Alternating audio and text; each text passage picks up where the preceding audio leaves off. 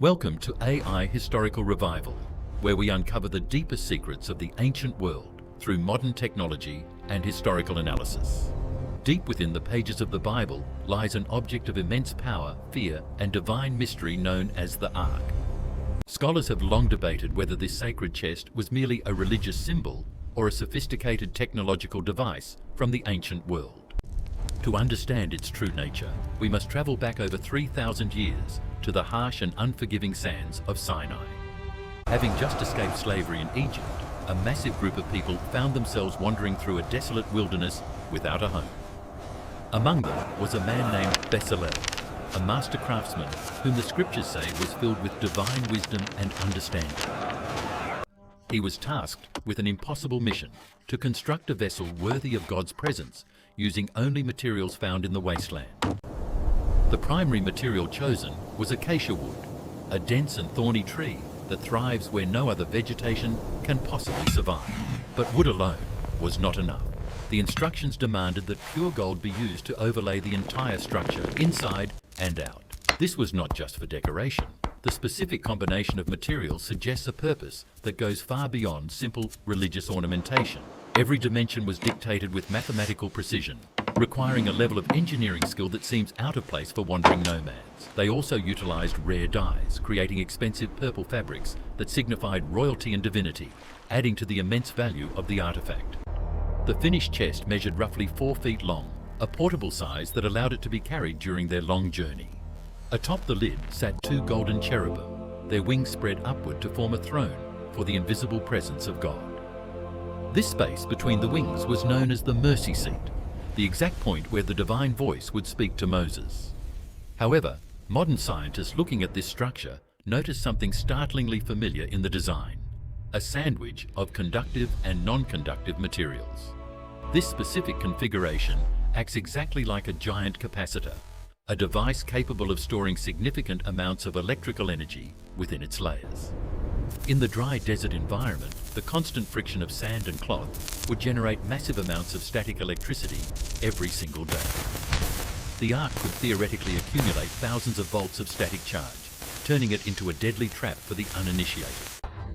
This scientific theory offers a plausible explanation for why anyone who touched the Ark without proper insulation was instantly struck dead.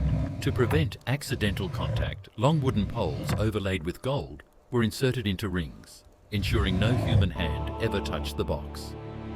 But the Ark was more than a battery. It was a treasure chest holding 3 items of profound spiritual and historical significance. First were the 2 stone tablets of the 10 Commandments, the moral foundation of the covenant between God and his chosen people. Second was the rod of Aaron, a dead stick that miraculously budded and blossomed, symbolizing legitimate priestly authority and divine selection.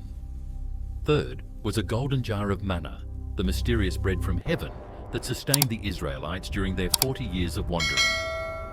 Transporting this volatile and holy object was a task reserved strictly for the Levites, who followed rigorous protocols to ensure safety.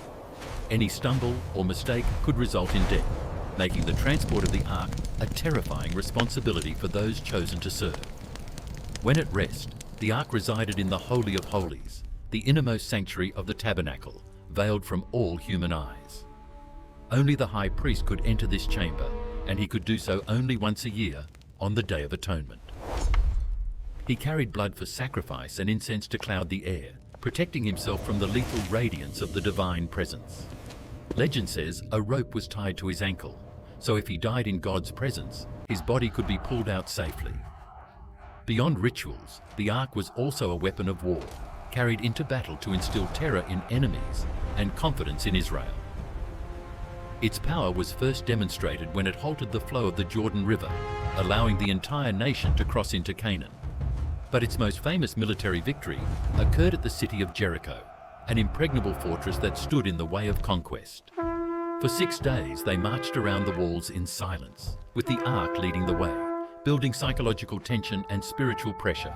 On the 7th day, at the blast of the trumpets and the shout of the army, the impossible happened before their eyes.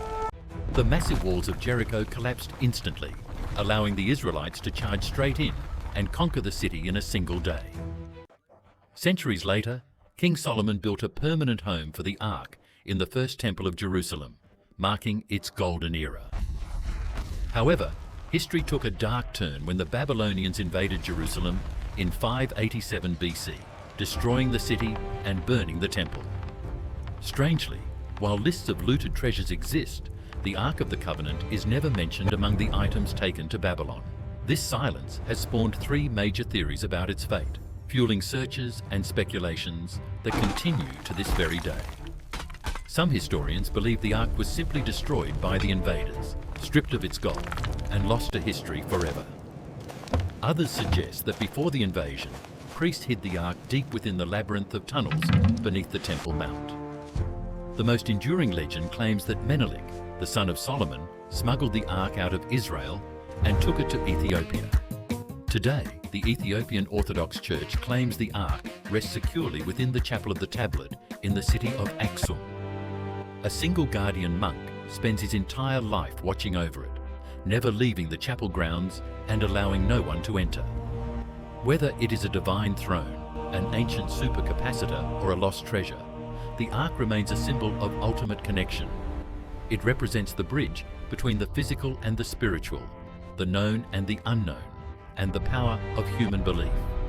Perhaps the Ark was never meant to be found again, serving instead as an eternal mystery to keep us searching for truth. Thank you for joining us on this journey into the past. If you enjoyed this video, please subscribe to AI Historical Revival.